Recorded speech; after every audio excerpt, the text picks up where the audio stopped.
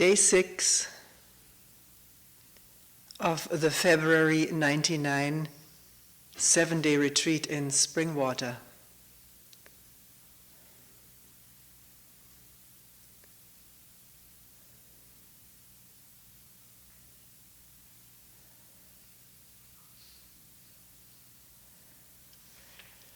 Are we here?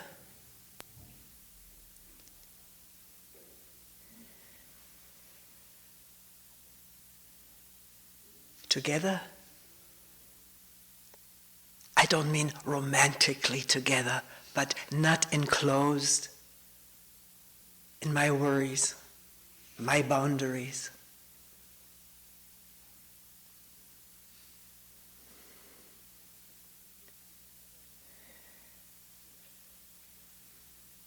Not so completely enclosed that there is some space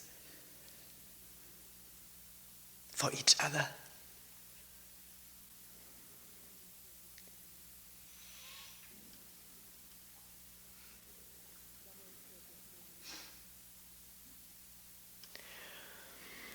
Someone said this morning,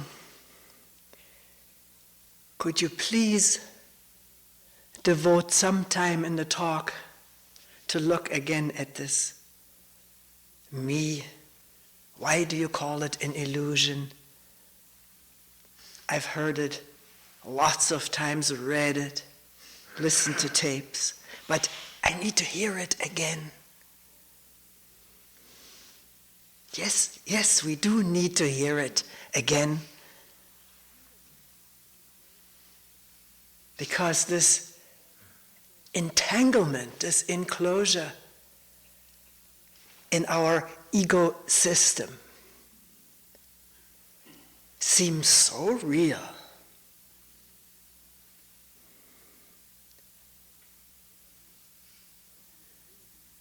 And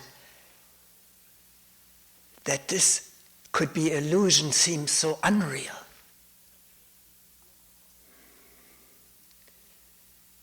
So can we listen and look again together, openly, putting aside all the attachments and prejudices and biases we have, if we can see them. We don't see them, they operate.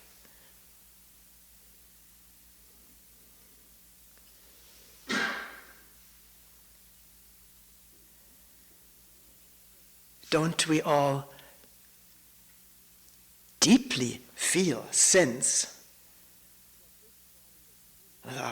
with every fiber in our body, that this body is me, this is where me resides? These words, one may think, come from me.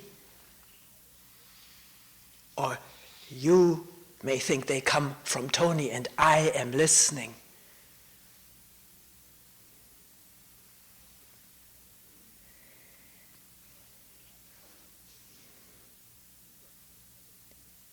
I am this body because if you get hurt, I don't feel it.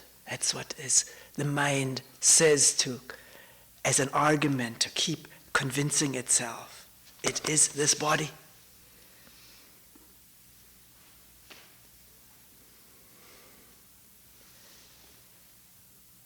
Actually, without using those words, it's my body, it's my heart beating, it's my breathing, and my aching or sensing.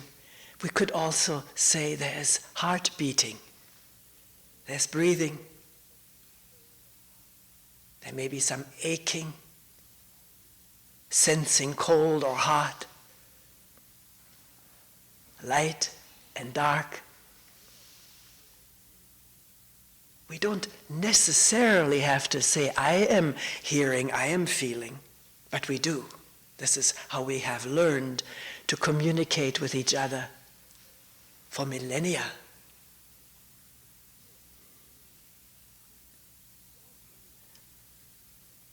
The deer out in the field, of whom there were so many this retreat, they seem to come closer and closer. Not so afraid right now. Do they think, I have to be careful? I have to survive. I have to eat now. I have to eat better food in the garden? Or does this just happen unthinkingly, naturally, reactively, responsively, out of the situation and what the body demands in its cycles? Cycles of growing more hair in the winter, of mating, of giving birth, of feeding.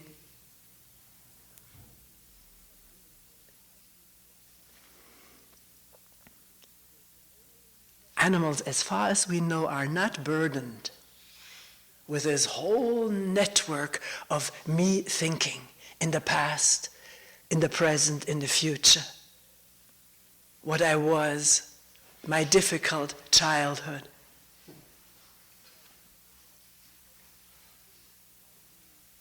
My tumultuous present, so many problems, my needs for now, my needs for the future. We think all of that. And in thinking it, it's an abstraction from what is happening, a need in the body, abstracted into thinking about it and projecting how the need could be fulfilled. In thinking about it, we separate. There's a separation from the actuality of living in touch with the movements of this body and the seasons. We think, I am here and the world is out there. This is what we think so convincedly. I'm here and the community is out there. The world, the society. That's occupied a whole hour last night, unresolvedly. How can I help the world? Something is missing in my life. I live so enclosed. Only community, my little family, my few friends, or lots of friends, but I feel separate from the world that I need to help. I need to do something for it. Something is missing in my life. What is missing is community, which we never quite got into. What do we mean by community? People who do things together, common cause, work together, like-mindedly. Is it a thing of the mind, a projection that one yearns for? Because one feels so separate, because this fundamental problem has not been resolved for one, that one is not separate. That the people around us, the trees, the grass blades, the deer, the sky and clouds, are oneself. No separation.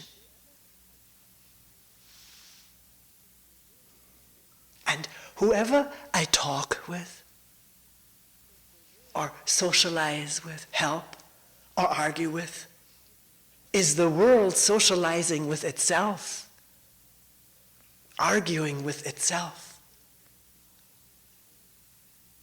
helping itself in maybe the minutest of ways, as minute as a snowflake falling on a warm pavement.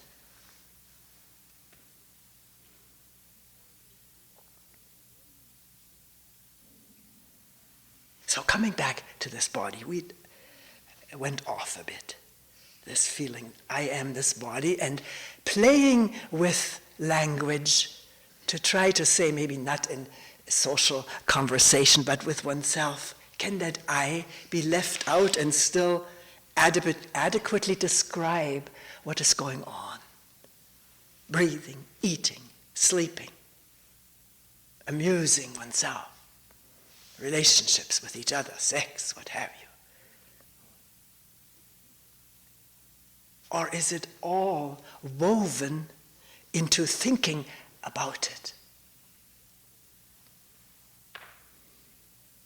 in terms of past experiences, in terms of desired present or future experiences.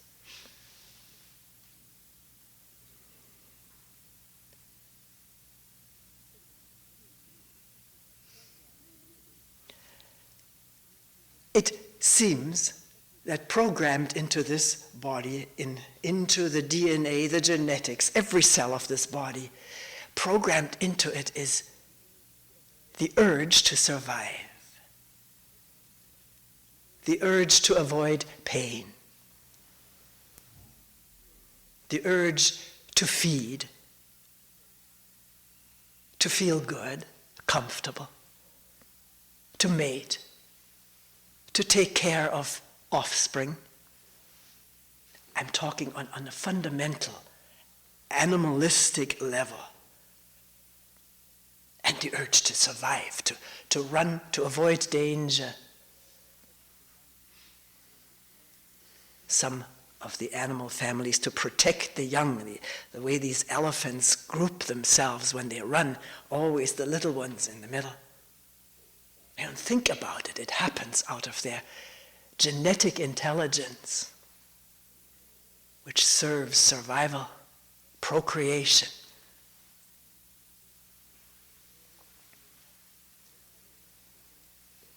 And amazingly enough, intelligently enough, for animals, things are arranged in cycles. When to mate, when to take care of the little ones, when to migrate, or grow a thicker fur and skin because of the winter. They don't need to think about it. They don't need to think about finding the best mate all year round. Human beings think. Do we? Do we think of sex all year long? It seems like this when you turn the television on. There's nothing but sex or violence. We're not protected intelligently by this body because we have this brain which can fantasize, conjure up pleasurable scenarios, attractive people, project onto people attractive images, and begin to desire what the mind is projecting all year long.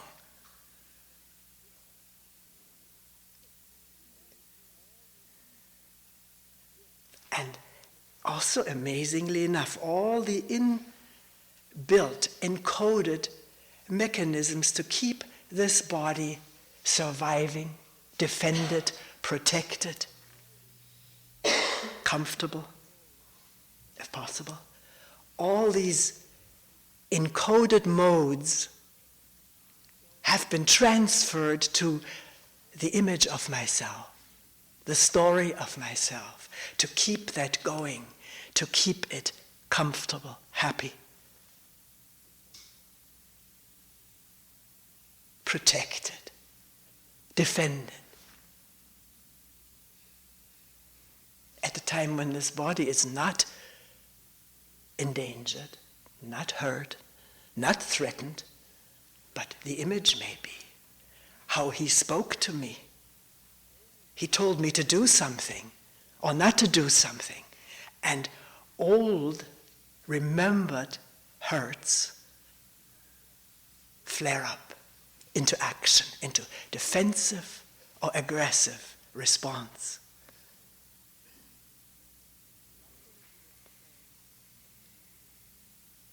It seems as though nothing in this story ever gets lost, because it can be triggered and it can react physically, somatically, defensively or aggressively. We're just picking that out there. Millions of responses from memory, from past hurts or humiliations, taking place now in the story.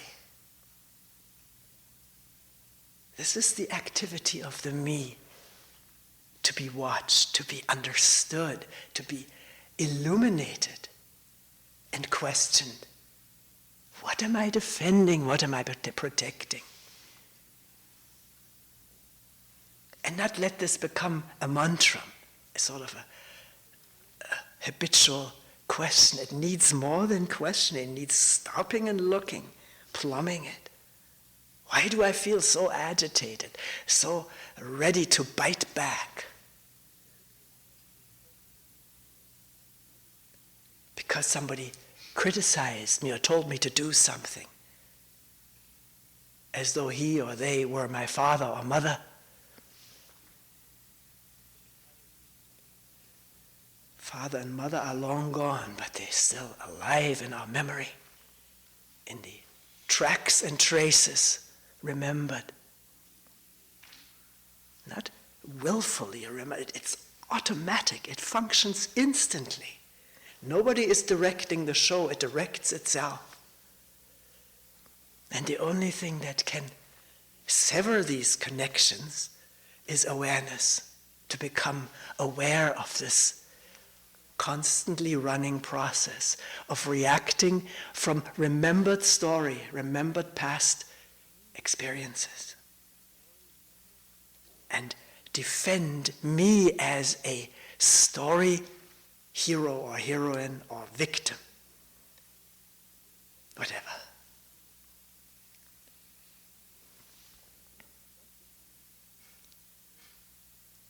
So, is that becoming somewhat clearer, that in our emotional responses, we live in our stories. They produce them. The fears, the desires, the ability to project.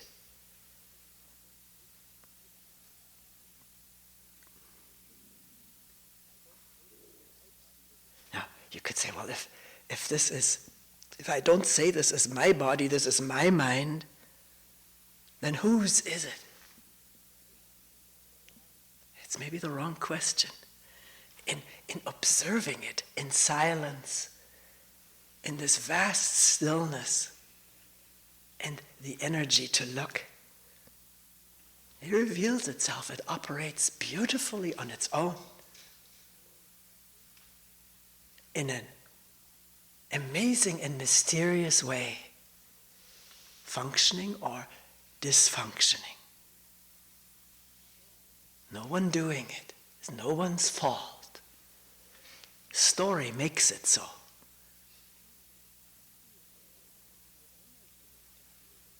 Which, to see it has no owner to this body. It is a thing that is functioning, an organism functioning in harmony with the ground and the sky and the food and the drink. And maybe the affection that we have for each other. I don't mean programmed affection, but genuine affection. Embracing each other, because there's nothing between us.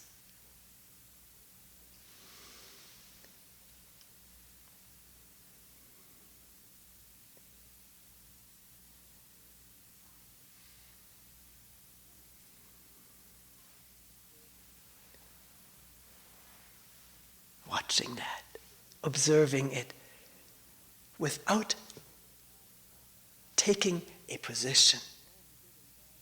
It's good or bad, right or wrong. Right and wrong, good and bad exist in the programmed thinking. We're all in our own ways, depending on how we grew up, where and when, programmed to think of right and wrong in certain relative, limited ways. It happened when we grew up. We were indoctrinated by our parents and brothers and sisters and teachers and priests, what is right and what is wrong. And not just casually, but with reward and punishment.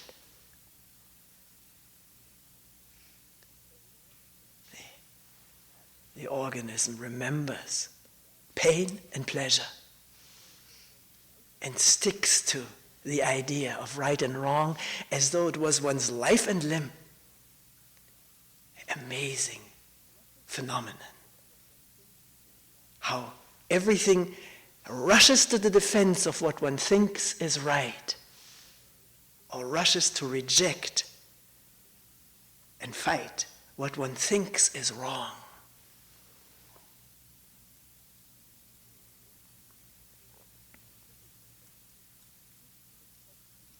Again, the physical mechanisms to protect, to preserve, to survive, switched on to the idea of right and wrong.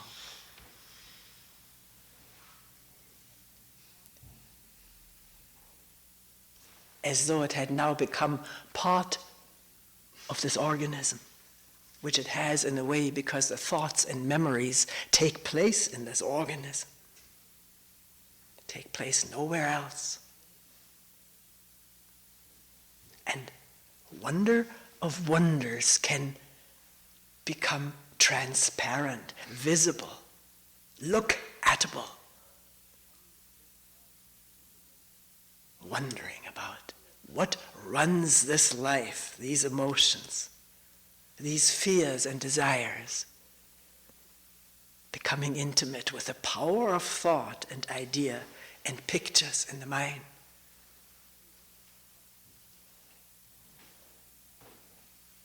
Amazing power to divide and create problems among each other.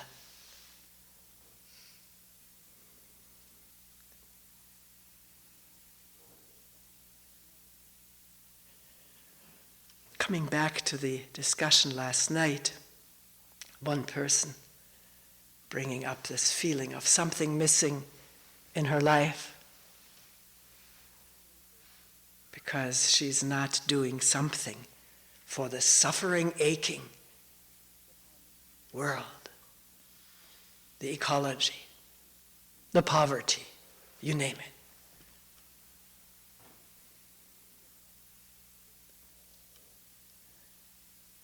What is this world, this aching world, this aching ecology and sprawling poverty, overpopulation, greed, power? This is mine, I don't want you to have it. I want more and more. What is this aching world? Can we question whether it is outside of ourselves, or whether we or it is just one manifestation of living under infinitely varied circumstances, always changing?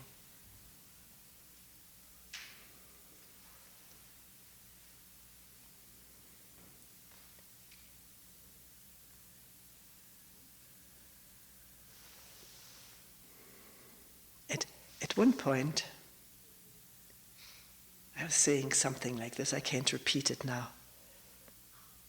Isn't everybody we run into our community?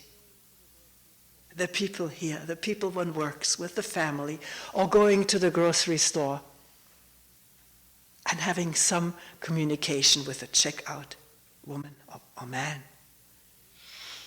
A kindly, friendly word to the postal clerk.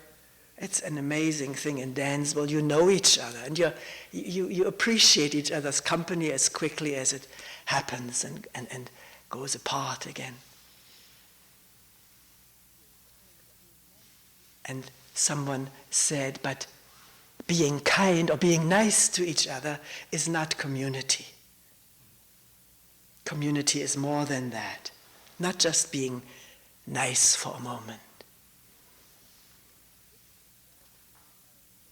So what is community? We need to really, if this is a problem in our life, we need to go into it.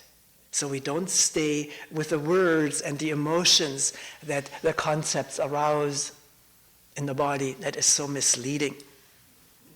Because the body can trigger or mobilize all kinds of pleasant or exciting emotions at the sound of a concept. to be wary and aware of that. Now, one person said, it's not just an idea to have community. I like to live in a community, particularly community of people who are like-minded, who are interested in looking at things together in a spirit of openness.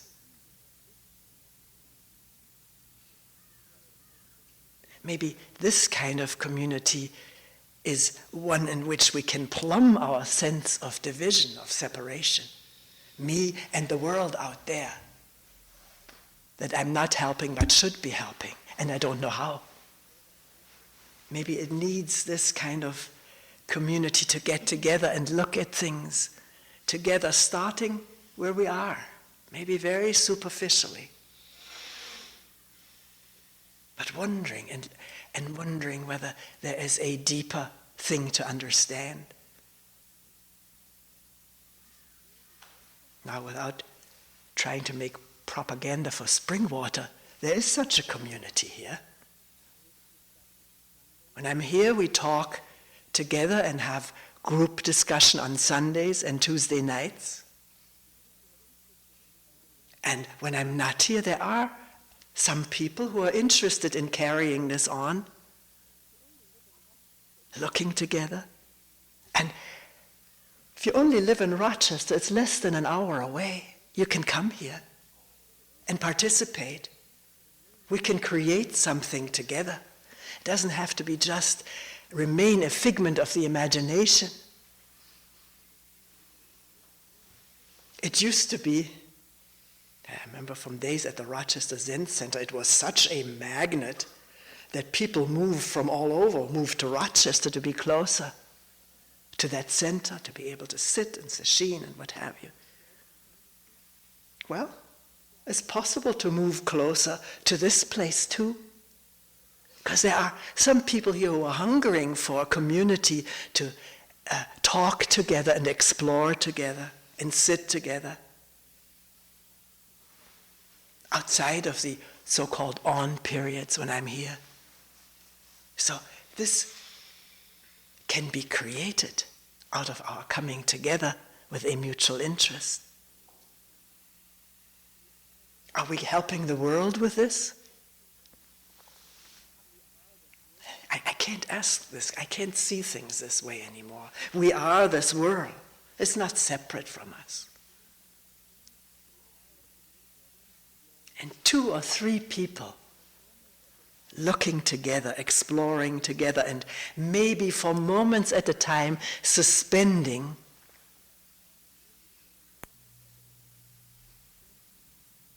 self-defended opinions, or allowing them to be illuminated by oneself or in the group. That is something happening in this world. It's not happening in the sticks, in the middle of nowhere, although it may feel this way. It is one world, one happening. Regardless of what we do, for better or worse, it is the world responding, the world paining or joying. Can you see it this way, at least intellectually?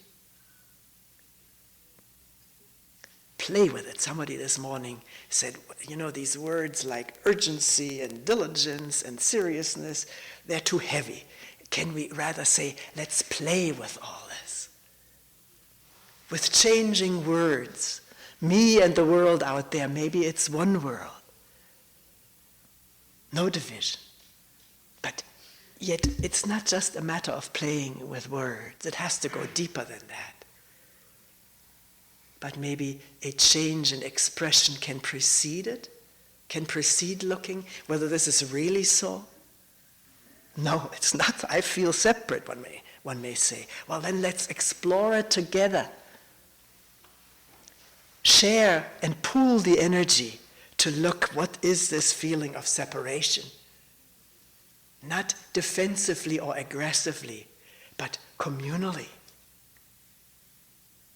Because we all suffer from the same dis-ease, which is the dis-ease of separation. Imagined separation.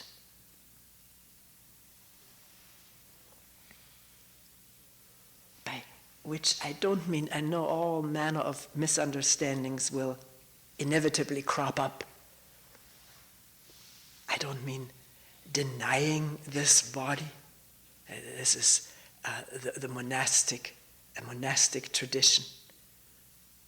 Denying the body. That's also idea-fed.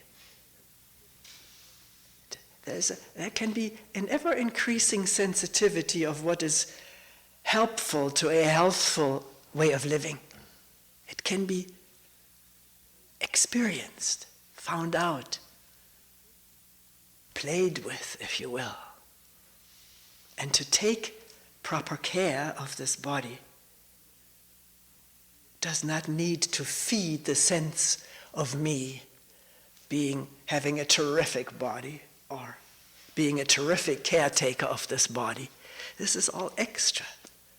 The body makes known what it needs after a while. It takes a while because it has been so abused or overridden with ideas and fantasy of what fantasy wants.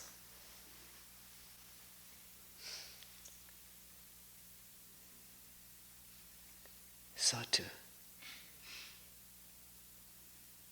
take intelligent care of the body.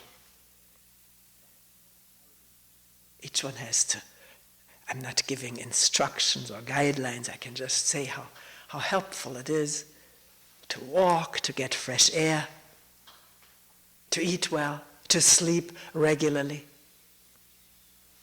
to enter silence. Not in order to become a better person, but to explore this sense of personality, or just melt into silence with no one being there.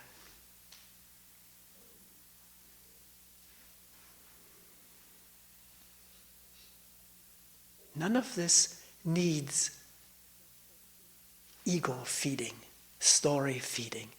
If that sets in, it can be seen and let go of as quickly as it is seen. Confusing thoughts arise, doubts arise. Am I doing the right thing? Well, then let's get together and look again. Where do these thoughts arise from? What is their power to disturb?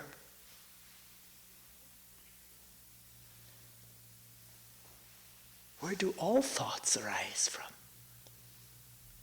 Can we touch it?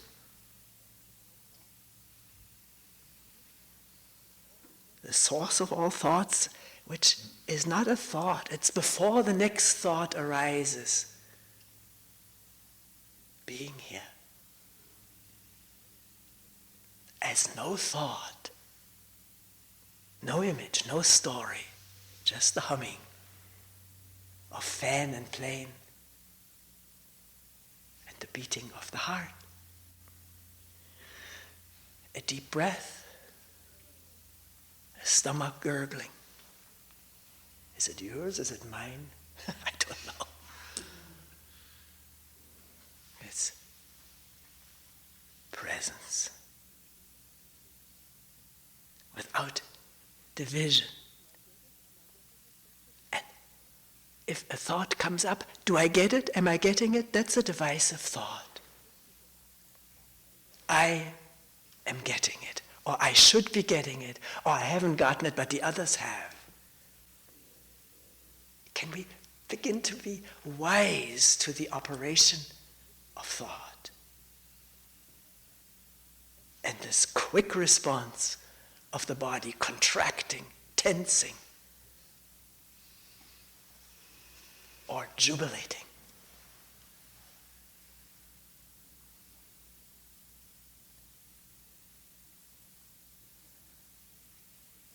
So, does the question come up, if I'm not this body, if I'm not this mind with all of its fabrications, and its immense creativity,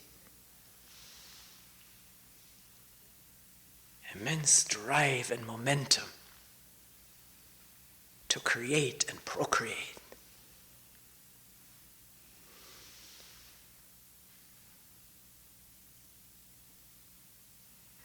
What am I? This moment of not knowing,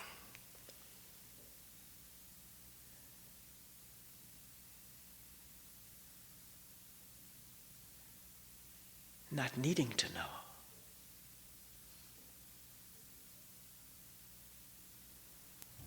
Aliveness is here.